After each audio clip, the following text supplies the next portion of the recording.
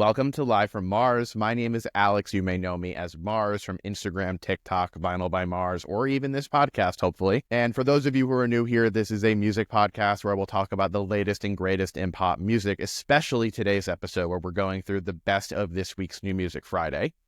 New Music Friday happened to coincide with Valentine's Day. There's some love songs, there's a lot of happy songs, there's some funny songs that dropped, including Sabrina Carpenter's Short and Sweet Deluxe, the announcement of a new project by Selena Gomez and Benny Blanco, the two fiancés teaming up to make some music together, which is really cool. We're going to be talking the 4 additional songs for SOS Deluxe LANA that SZA dropped a week or two ago. We're going to be talking new Olivia Dean, new Bon Iver.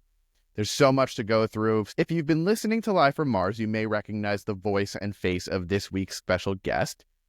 His name is Seth. He goes by Drama King Books, Drama King Vinyl. Him and I have become really great friends from having started off as content creators in the vinyl TikTok space.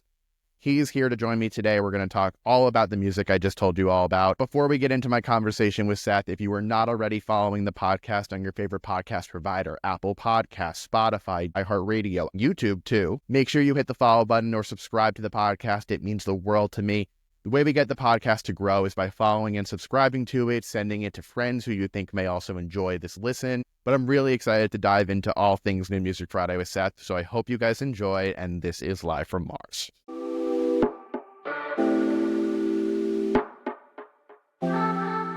Seth, welcome back to Live from Mars. Hello.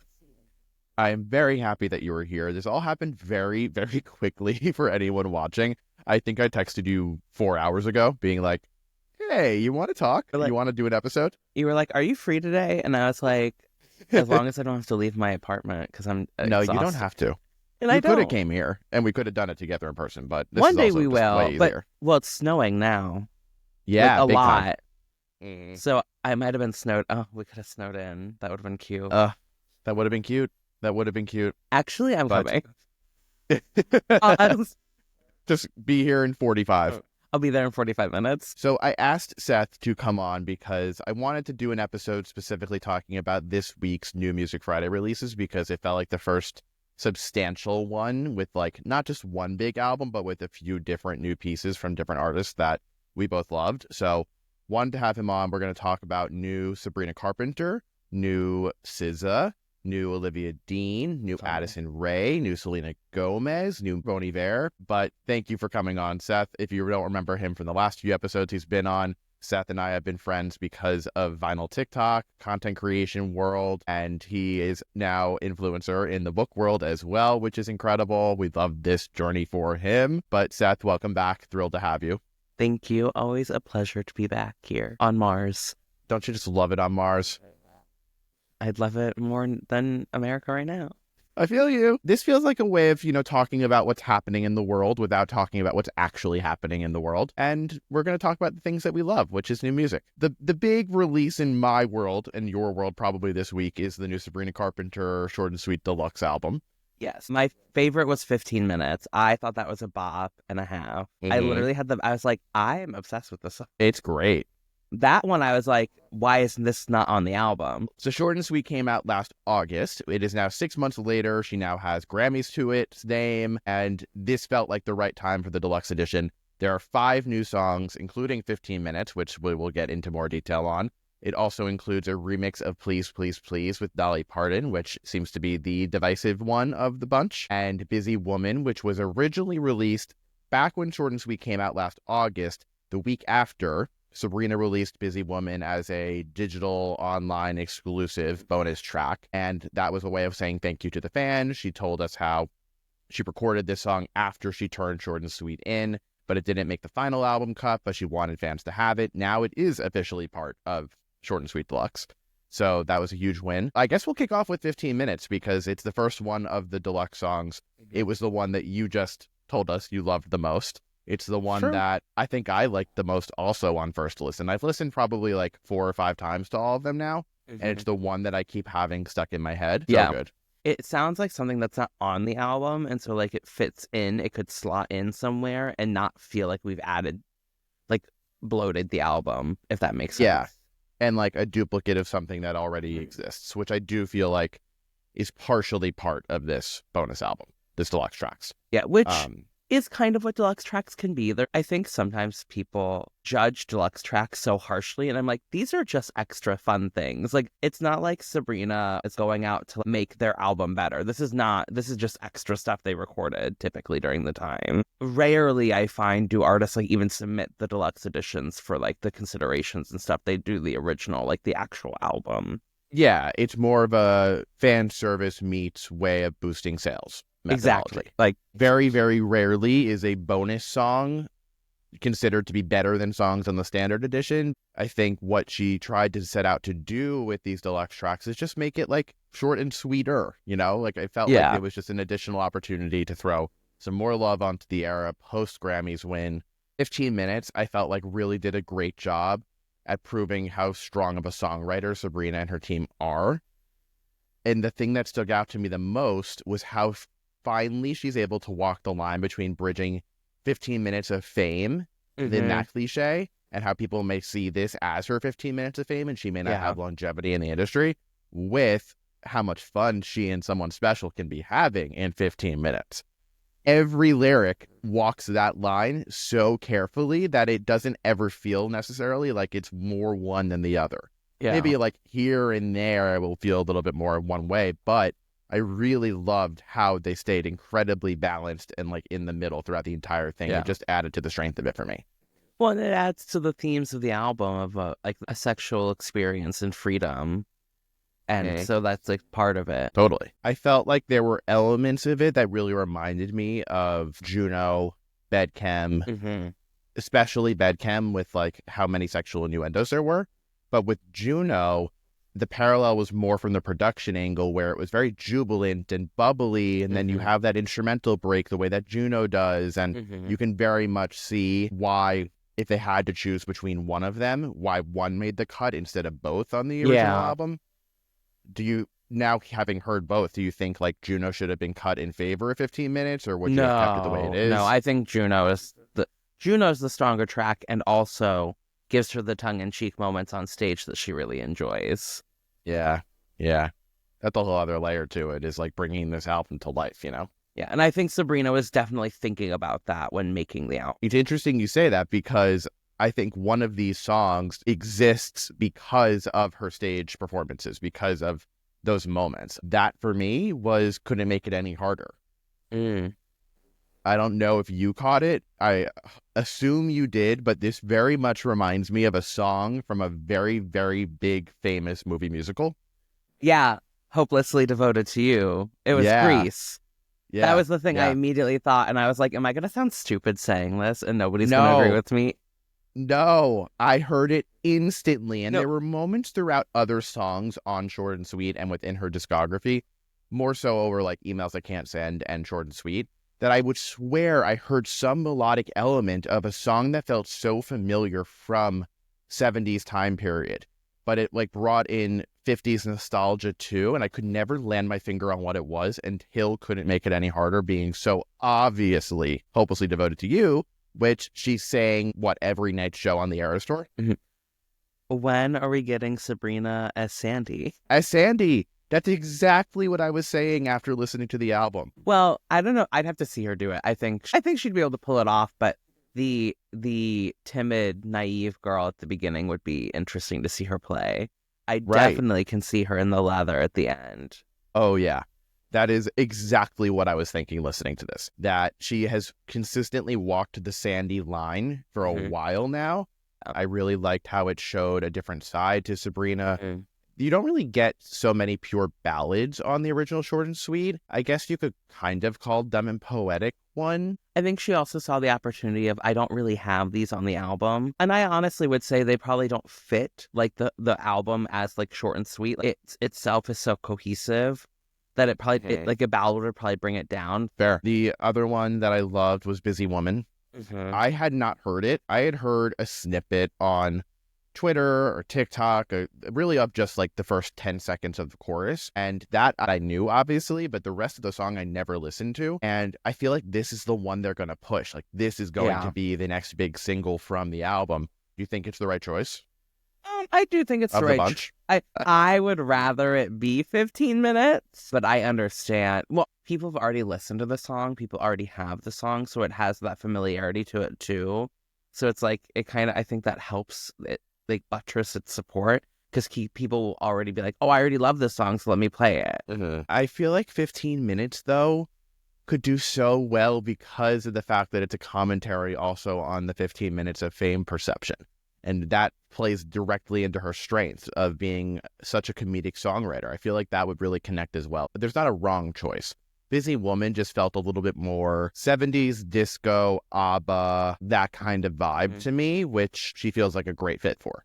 Who's to say that who's to say 15 minutes doesn't get pushed later? Yeah. It could Fair. be. I think we're not going to, I don't want to say hear from Sabrina, but like, we're not going to get new music from her for a while after this. So like, I think they might, as short and sweet as this album is, they're going to lengthen the time that this album can like, and so they might release a second single. Yeah, you told me before we started recording, but you got the vinyl? Yeah, it's right in my hand. It's over there. Yeah. And you got the vinyl. I did. You even have a very special version of the vinyl. I do. Holding it up if you're not watching the video. This is a signed copy of Short and Sweet Deluxe. This is my new baby. Alex was able to go to the record store and get the actual signed copy. When I tell you I ran without running. That's the only type of running that's real. Yeah. So I happened to open up Twitter and I saw someone tweet like, some record stores are getting signed copies of Short and Sweet Deluxe. I called Rough Trade and I was just like, hey, like, did you guys happen to get any Short and Sweet Deluxe in stock today? And they're like, yeah. I said, okay, do they happen to be signed? And they're like, yeah. And I said, okay, I'm coming. Do you think there's enough for me to come? And they're like, yeah, you should be fine. And I said, okay, I'm getting up now. I throw the covers off the bed. I get out of my pajamas. I get dressed in acceptable outdoor clothing. I throw on my jacket and I dart. I am speed walking. My Whoop alerts me. It's like, it seems like you're in a high heart rate zone. Or like, here's an activity that you should start logging. And I'm rushing to get to the subway because every second counts in this city if you're going to make a train or not. So I get on the train. I get up there. I'm sweating, just walking at the pace I was to get up there. And right before I'm going into the door, I see a big group of men, maybe like 5 to 8 guys who very much did not look like they are Sabrina Carpenter fans. Not trying to stereotype or generalize, but they were also carrying giant bags of Nike sneakers, Nike shopping bags, a Supreme box, like very hypey kind of brand bags. So I immediately came to the conclusion that they're scalpers, resellers, whatever you want to call them. I'm like, okay, they have a certain vibe. Yeah, a vibe that you can pick up on. So I open the door, and it hasn't been so long since I actually left. I got there pretty quickly. And I open the door, and there's a line snaking around Rough Trade.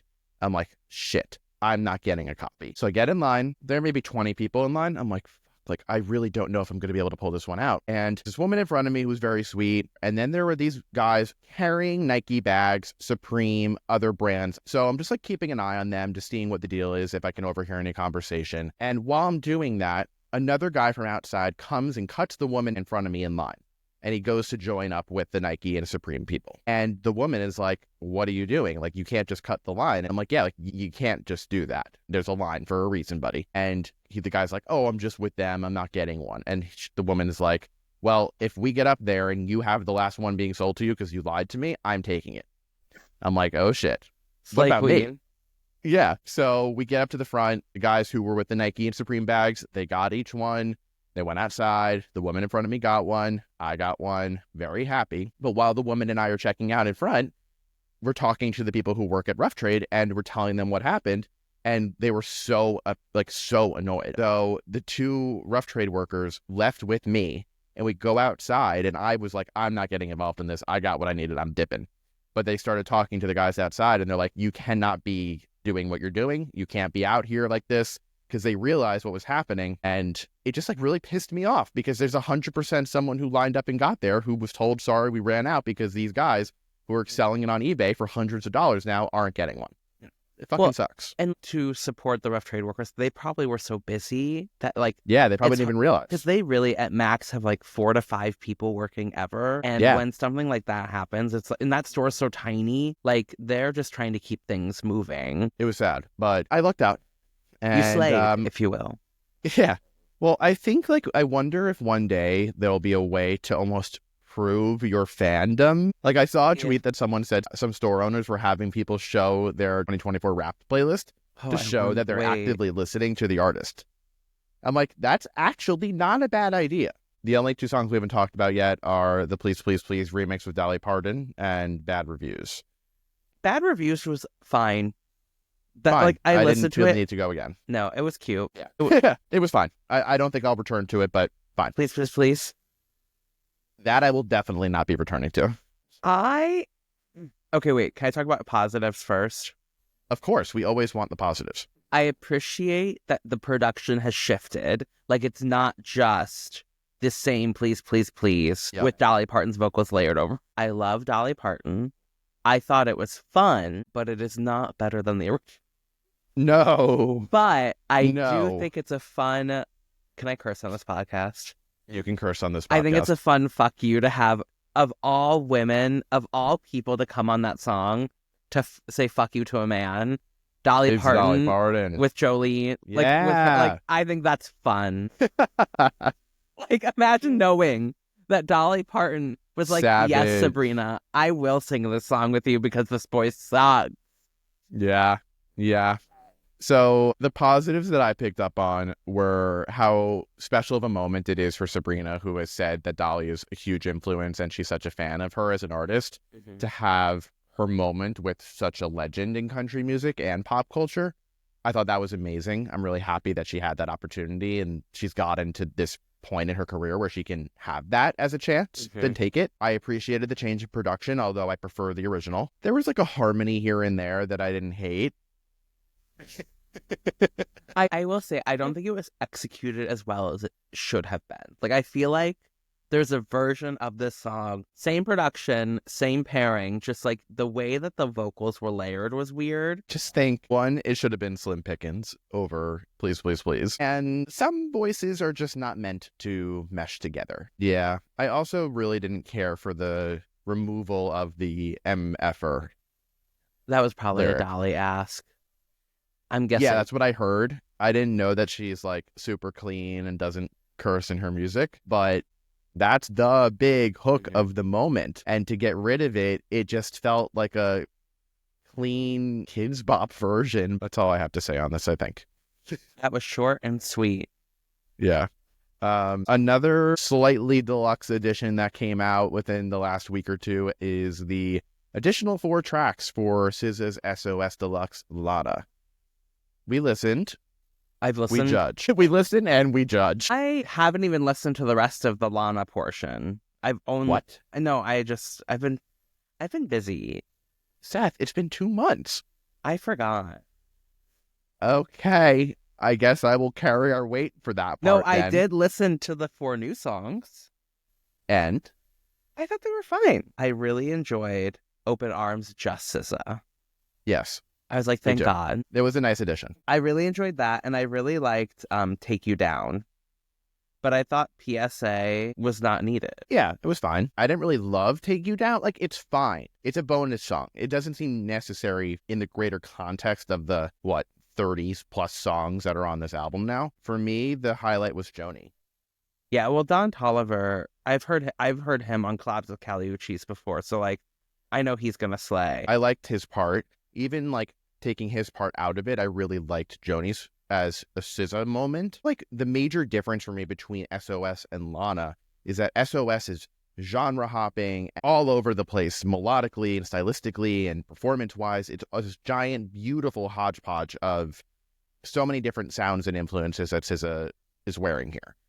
LANA is much more curated, very much around a earthier, more organic sound, acoustic, slow it down. Her vocals shine more than ever. And I really, really love LANA. I don't feel like any of these songs would overtake my top 5 from the original LANA.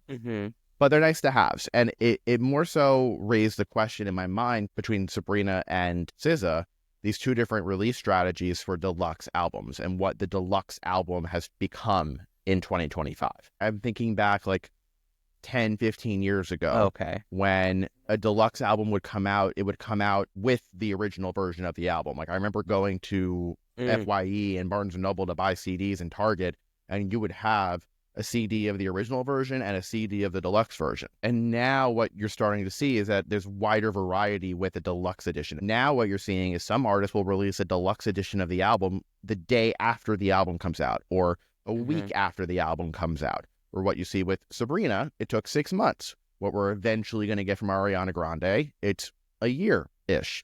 SZA, it took 2 years from SOS to get the deluxe version, which is really just another album. I wonder if it has to do with the way streaming has shaped how we listen and how the charts work. Right. Well, let's go into Selena Gomez, Benny Blanco. I said I love you first. I couldn't finish it. What do you mean you couldn't finish it? It was like 1 minute and 30 seconds long. I paused it because I was like, oh. And then I didn't return to it. I didn't press play again. It's fine. It was cute. Yeah. So they announced that their first collab album, called I Said I Love You First, is dropping March 31st, I believe. Yeah. The first song, called Scared of Loving You, dropped out of absolutely nowhere on Thursday. Like a random time. Yeah, like right before Valentine's Day. It feels very purposeful to be doing this announcement now. The description of the album, when you go to buy it, says that this is a story of them falling in love from before they met to while they first met to dating to getting engaged to now. Listen, it's cute. I'm excited to see what they do together because Selena has been so vocal about not wanting to return to music and very clearly lied about it. And I'm excited for her because there's so many people who say such bad things about her as a singer. And listen, she does not have the most incredible voice in the world. No. She knows that, but she makes music that is curated to fit her tone and her vocal ability, that it works. And that's a huge part of why she has so many hits to her name. That this, I don't think, is going to be like this huge commercial hit by any means. It's more of just like an artistic piece that I saw they're owning the masters of, which is exciting. And I'm just happy that they're both feeling motivated and empowered to create something beautiful. I'm just sad that, because I really liked Single Soon, which I know is not popular. I loved that song, and I thought that was great. And I want that album.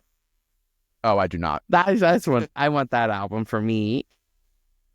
Like I want the album that was supposed to be Fetish and Bad Liar. But all that to say, like, I think it's a cute song. It's very short, and I hope there's longer songs on the album. This song actually feels like a one-off, so it'll be interesting to see what the rest of the album sounds like and feels like. Because like, if this is the tone for the album, it could feel monotonous. Totally. The song suits her very well. I'll say with this, I'm looking forward to seeing what comes of the album. But this does not get me, like, excited. I think that there's a lot of opportunity with this because Benny, as a producer, has done moments like this. He's done a moment like East Side with Halsey and Khalid. So he does make pop hits. So I do feel like it'll be a good balance of it. Actually, I saw that Phineas is a co-producer on the song, which I really am interested in seeing if there's more of the two of them and three of them together. I'm intrigued. Like, again, I didn't hate it. I actually quite like Selena's voice on it. And I like the sentiment about what it feels like to like, be scared of love. And I like that. But I'm intrigued to see what a whole album like this feels like. So when I was listening to this song, I then listened to Selena's Fetish because I think that's one of her best songs. And then I listened to Addison Rae's High Fashion. And I very much saw a parallel there. To High Fashion? Yeah. Or just like their careers, their musical careers, their musical palettes, I would say. So High Fashion, new single from Addison Rae. Never did I think I'd be talking so much about Addison Rae in like a serious music conversation play, but I liked it. I liked it. However, I have one like note thing with it. I still don't feel like I know who Addison Rae is as a musician, and I want her to find her voice. Like, I think my favorite thing she's ever done is actually on Charlie's album, like adding the scream of her own accord, just starting to play with it and have more fun. I think feels so her. And I want to see more of her personality in it than just infectious pop dance music. A good example of that to me is like Lady Gaga makes infectious dance pop music, but it's so her. I enjoyed the single. I was actually surprised because I don't love a lot of Addison's music, but this one I liked comparatively. She's at a very interesting point in her career because there's so much potential here and so much hype building over now 3 different singles, or maybe more. I lost track. But I love Diet Pepsi. Diet Pepsi was one of the best songs of 2024. I think it is so fun. It's woozy and hallucinogenic in a weird way that high fashion feels more in line with Aquamarine to me. It feels more in line with something that she may have learned from Charlie and Brat. It feels very much in that lane, while the video is playing homage to Britney Spears, and there's very clear Lana Del Rey influences in a song like Diet Pepsi. Where I completely agree with you is if she's pulling so many influences to wear so clearly on her sleeves, who is Addison then? And is it fair to say an artist is a combination of their musical influences and that makes a unique artist? Or because they're pulling from such established people with such specific sounds, does it feel reductive? You know, I think there was a time when that was the case, but now that there's music is more pervasive, we have Spotify, we have streaming, people can find artists easier, that there's so many artists pulling from the same places. I think of Madison Beer when you say that, who pulls from Lana, who pulls from similar inspirations, but has made her own, like has found her voice in it. And I think that's what we're watching Addison do. That's a good point. That's a good point. One other song that I really liked from New Music Friday was the new Bon Iver song, Everything is Peaceful Love. This, when we were texting about it, your first thought was my first thought. Yeah. That, whoa, this is like really poppy and happy and upbeat. Like, who expected that? When you said that we were going to talk about Bon Iver in this episode, I was like, okay. I've really only listened to his collabs with Taylor, I'm going to be honest. So this was not the first Bon Iver song I've listened to in my whole life, but I was like, oh, this is poppy. It's not as folky. Big takeaway. I quite enjoyed it. I enjoyed it too. His new album is called Sable Fable, and the first 4 songs are from the Sable EP that dropped a few months ago, and then there's going to be, I think, 9 more songs on the Fable part of it, with this being on it. Everything is Peaceful Love. I saw there's a song with Danielle Haim, which is a cool union. Slay. The Swiftie universe pulling the collaborators together. The TSU. The TSCU, yeah. The Taylor Swift Cinematic Universe. I thought the song was good. I appreciate that it's something happy for once. I feel like so much of his music recently across Big Machine, his work with Taylor, has been a little more of a downer. But this is like a nice uplifting moment. He's fallen in love and we're reaping the benefits. I am not one to like seek out Bon Iver's music despite his collaborations with Taylor. When you said we were going to listen to this one, I said, okay. So I listened to it and I was like, wait a minute. I might listen to the whole album. Like I actually had a moment of like, wait, I don't think I'll buy the vinyl yet because I'm trying to be better. But I will listen to the album. All right. Should we finish with our favorite? Yeah, let's finish with our girl. This is my favorite song of the week. Really? I loved it. I literally was like, I want to listen to this again and again and again. I love that. So Olivia Dean, single for the Bridget Jones movie soundtrack called It Isn't Perfect, But It Might Be. Confession, I have never seen or know anything about Bridget Jones. Nothing I haven't whatsoever. seen the original movie as well. No, nothing about Bridget. Or her diary? You don't know? Or her diary? Nope. But I do know that Olivia Dean made a great song for this soundtrack. No, it was sexy. It was jazzy. It's everything I want from an Olivia Dean song. But for some reason, somehow it felt more heightened. Maybe it's because now that she's gaining notoriety and like it's a movie soundtrack song, they're putting more money in it, more money behind her. So like it just maybe it felt so full and lush. I loved it. No, I'm thrilled that she's now known enough to be on a movie soundtrack. I mean, I've been talking about her since December 2022, and now it's 2025. I liked it a lot. I think this just makes me feel 2 things. One, that I'm thrilled for her, but 2, I want to start seeing, and I hope that if we're getting her second album this year, that she starts covering a little bit different of a perspective. I feel like so much of the music is so much in the same little universe, where it has a little bit of a jazz influence. It's like an upbeat ballad of sorts, a happy love song, or just like a more freeing kind of dance moment. And I want more like Ladies Room that has a little bit more of a minimalist production style. Or I want something that she's so good with her harmonies. I would love to see her do something the way that Billie did on her first album, where so much of it was harmony centered. I would love to see more of that. I would love to have a darker moment. If we do get her second album this year, I wonder what it would sound like or be, or if it's like going to be more of a continuation of this, or what she's going to dive deeper into. Because I wonder, there's two different paths she could follow in that way, which is like Leve or Ray, where like Leve went more jazz and Ray went more pop, more more pop R&B-esque with jazz influence. So I'm intrigued to see which, like, is she gonna go more popular music style, or is she gonna fall deeper into jazz, or stay where she is with the mix and maybe pull it to a little more acoustic sounding? There's so many paths. I think it will either continue to stay where it is or pivot a little bit more in the Ray direction towards a more universal appeal angle. But her music being such a great entry point for somebody who may be interested in jazz, and it wears that influence so clearly on its sleeves, that's like an untapped area in a pop market. Yeah. I just want to see, I don't even care if an album is 12 songs. I just want 3 of them that are a little bit more experimental, a little bit different than the usual we've been getting fed consistently. I want to see another side of her artistry, but I think that she's doing an amazing job and continuing to solidify why she is one of the best to do what she's doing. Awesome. Well, those are all of the songs that we wanted to talk about, but if you have thoughts and I want to know your review of these, make sure you drop a comment. Let me know what your thoughts are. This was fun. I feel like we're going to be doing a lot more of these because so much new music comes out on a weekly basis, but I feel like only the top 1% of it is even covered. So getting to go into a little bit more detail, talk about our new favorite songs that came out is just like a cool way to hopefully introduce new music to you guys. If you haven't heard any of these, I know a lot of these are from major artists, but maybe you haven't ever thought to check out Olivia Dean, or you just brushed Addison Rae off as a TikTok star who can't actually sing.